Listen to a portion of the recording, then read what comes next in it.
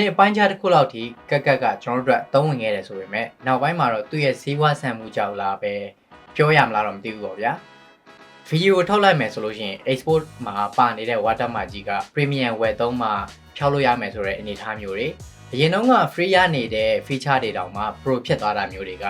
ကသုံးနေရတဲ့ user တွေအတွက်တော်တော်လေးခက်တွေ့စေမယ့်အနေအထားမျိုးပေါ့နော်ဒီလောက်ထိရှည်ရှည်ဝေးပြောနေတာကတော့ free ရတာချင်းအတူတူပို့ပြီးတော့သုံးဝင်နိုင်မယ်သုံးတဲ့နိုင်မယ် app တစ်ခုနဲ့မျှဝေပေးခြင်းလို့ပဲဖြစ်ပါတယ်သူကတော့ InShot ပဲဖြစ်ပါတယ်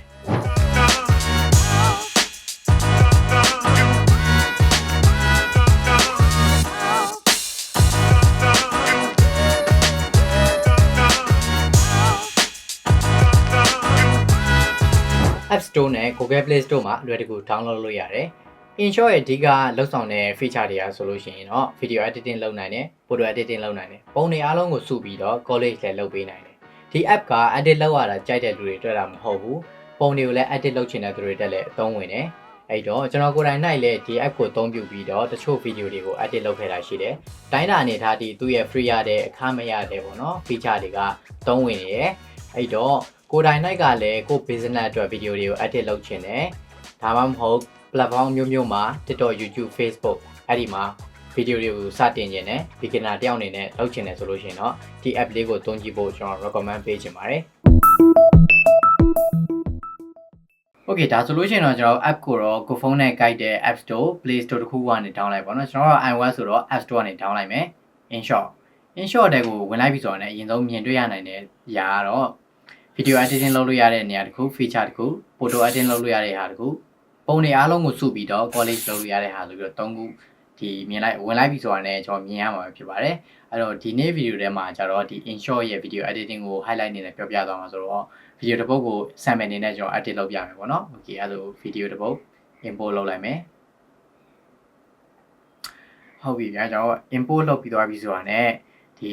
app မှာအရင်ဆုံးထိပ်ဆုံးအနေနဲ့မြင်ရမှာတော့ထောက်ဆုံးလေးမှာမြင်ရတဲ့ InShot ဆိုတဲ့ logo ကြီးပေါ့နော်ဒီ logo ကြီးကိုကျွန်တော်အရင်ဆုံးဘယ်လိုဖြောင်းအောင်လဲ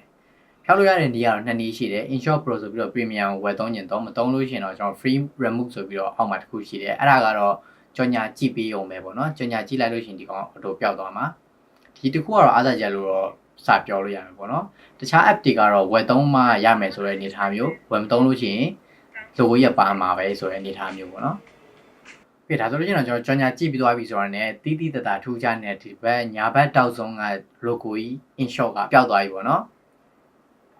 အဲ့ဒါဆိုလို့ရှိရင်တော့ကျွန်တော်ထပ်ပြောမယ်အရာကတော့ဒီဘက်တောင်းမှာရှိတယ်ကိုက platform မျိုးမျိုး TikTok, YouTube, Facebook တခုခုမှတင်နေဆိုလို့ရှိရင်လည်းဒီမှာ aspect ratio အနေနဲ့ကို change နေတဲ့ ratio တခုကို change လို့ရတယ်ပေါ့နော်ကျွန်တော်ကတော့19:69ပေါ့နော် YouTube ratio ယူလိုက်မယ်ဟုတ်ပြီဒီဘက်ဘေးမှာဆိုလို့ရှိရင်လည်း audio အနေနဲ့ကျွန်တော်တို့စိတ်ကြိုက်တဲ့ချင်းတွေကိုရွေးချယ်လို့ရသေးတယ်ကက်ကက်လိုမျိုးပဲကက်ကက်လိုမျိုးတော့ပြောချင်မဟုတ်ဗျာ app တခုမှာရှိတဲ့ရှိတင်ရှိတိုက်တဲ့ application ထဲမှာရှိတင်ရှိတိုက်တဲ့ music တွေကိုကျွန်တော်ရွေးချယ်လို့ရပါတယ်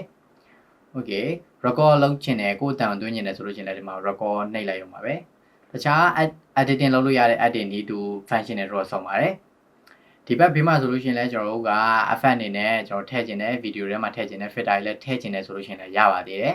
ဒီ effect ကိုကျွန်တော်တို့ထည့်ပြမယ်ပေါ့နော် effect အနေနဲ့ကျွန်တော်တို့ကဒီ effect လည်းတော်တော်ကြီးဆောင်ပါတယ်ဒီမှာမြင်ရတဲ့အတိုင်းပေါ့နော်ဒီ slow zone အနေနဲ့အဲ့လည်း free ရတယ်ဒီဘက်မှာဆိုလို့ရှိရင်ကျွန်တော်မြင်နေရတဲ့အတိုင်းတော်တော်လေး free ရတာများတယ်video editing tutorial လုပ်ပြနေမှာမဟုတ်တော့ကျွန်တော်တပုတ်လုံးကိုတော့ edit မလုပ်ပြတော့ဘူးဒီ free ရတဲ့အခမဲ့ရတဲ့ feature တွေကိုပဲလိုက်ပြပေးနေတာ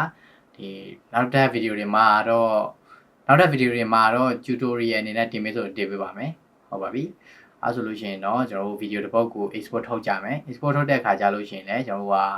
file size ကိုရွေးလို့ရပါသေးတယ် 2K နဲ့ထုတ်ချင်တာလား 4K နဲ့ထုတ်ချင်တာလား frame rate ကရောကျွန်တော်တို့ fps အနေနဲ့60 fps နဲ့ထုတ်မှာလားအားလည်းရွေးချယ်လို့ရပါတယ်ဒီအားဆိုလို့ရှိရင်တော့ကျွန်တော်တို့ export ထုတ်ကြည့်လိုက်မယ်ဒါဆိုလို့ရှိရင်တော့ကျွန်တော်တို့လွယ်ကူစင်ပြေတဲ့ video တစ်ပုတ်ကိုဒီ InShot ကိုအသုံးပြုပြီးတော့ထုတ်လို့ရတယ်ဆိုတာကိုတော့အားလုံးသိသွားလောက်ပြီပဲထင်ပါတယ်Okay ဒါဆိုလို့ရှိရင်တော့ video editing လုပ်တဲ့လူတွေအတွက်ပါမဟုတ်ဘူးဒီ app ကပုံကိုလည်းပြင်ကျင်တဲ့သူတွေအတွက်သုံးဝင်တယ်ဆိုတာကိုပြချင်လို့ကျွန်တော်ပုံပြင်တာကိုလည်းအနေချင်းပြောပြပေးပါမယ်ပေါ့နော်ပုံပြင်တယ်ဆိုတာလည်းအရင်ရှေ့ရုပ်ထွေးကြီးတော့မဟုတ်ဘူးပုံပြင်ကျင်တဲ့ပုံကိုရွေးလိုက် Okay ရွေးပွားပြီဆိုတော့လည်းဒီကပြောချင်တာကတော့ဒီမှာလည်း feature တွေက free ရတယ်တချို့ຢာတွေကတော့ဝယ်သုံးတာပေါ့နော်အကုန်လုံးတော့ free ရနေတာမျိုးတော့မဟုတ်ဘူးဒါပေမဲ့ free ရတာများတယ်လို့ပြောချင်တာ Okay ဒီမှာကကျွန်တော်တို့က background ကိုလည်း remove လုပ်ချင်တယ်ဆိုလို့ရှိရင် remove လုပ်ရတယ် one click ပဲဒါလည်း mic တဲ့ဟာတစ်ခုလို့ပြောရရမယ်ဟုတ်ပြီဒါဆိုလို့ရှိရင်တော့ကျွန်တော်တို့တော်တော်လေးတော့စုံစုံလင်ရှိတယ်retouch လုပ်ချင်လို့ရှိရင်လည်းရတယ်ပေါ့နော် Okay ကျွန်တော်ပုံကို export လုပ်လိုက်တော့မယ်ပုံကိုလည်း edit လုပ်ချင်တဲ့သူတွေအတွက်လည်းဒီ InShot ကတင်တော်တယ်ဆိုတော့ကျွန်တော်ပြောချင်တာဖြစ်ပါတယ်ကဲအားနည်းချက်ကိုပြောရမယ်ဆိုလို့ရှိရင်တော့ export ထုတ်တဲ့ခါကျလို့ရှိရင်တော့ watermark တော့ပါတယ်တခြား app တွေလို့နေတူပဲပေါ့နော်ဒါပေမဲ့သူ့ရဲ့အားသာချက်ကကြတော့ watermark ကိုကြော်ညာကြည့်ပြီးတော့ဖျောက်လိုက်လို့ရတယ်အဲ့ဒါကိစ္စမရှိဘူးဒါပေမဲ့ပိုကောင်းတဲ့ feature တွေ filter တွေကိုသုံးပြုကျင်တယ်ဆိုလို့ရှိရင်တော့ဝယ်သုံးရမယ် problem ပေါ့နော်ခက်ခဲလေးတော့ရှိတယ်ဒါလေးကတော့ဒီကြော်ညာတိုင်းမှာသူ့ရဲ့အကျိုးမြတ်တော့ရှိတဲ့အနေအထားမျိုးပဲဗျာအဲ့တော့ကျွန်တော်အနေနဲ့ဝယ်သုံးမယ်ဆိုလို့ရှိရင်လည်းတန်တဲ့ app တစ်ခုလို့တော့မြင်တယ်အဲ့တော့နောက်ဆုံး bonus တစ်ခုအနေနဲ့ကျွန်တော်အကြံပေးလိုက်ချင်တာကတော့ဒီ app ကိုပဲဖြစ်ဖြစ်ဘယ် app ပဲဖြစ်ဖြစ် video editing လုပ်မယ်ဆိုလို့ရှိရင်တော့ video ကလွယ်ကူရိုးရှင်းပြီးတော့ကြည့်ရတာအဆင်ပြေနေမယ် test တွေကလည်းရိုင်းရှုပ်ထွေးတာမျိုးမဖြစ်ဘဲနဲ့ filter တွေရော effect တွေရောလိုမှသုံးပါလို့ပြောရင်းနဲ့ဒီ video လေးကိုဒီနောက်မှာဆုံးသက်လိုက်မယ်ဒါပေမဲ့ဒီ video ကိုကြည့်နေတဲ့သူကအခုထက်ပိုကောင်းတဲ့ free version ရတဲ့ editing လုပ်လို့ရတဲ့ app တွေကိုသိနေမယ်ဆိုလို့ရှိရင်လည်းကျွန်တော်တို့ comment မှာမျှဝေပေးသွားခဲ့လို့ရပါတယ်အဲ့တော့နောက် video တွေမှာကျွန်တော်တို့ပြန်လည်တွေ့ဆုံကြပါမယ်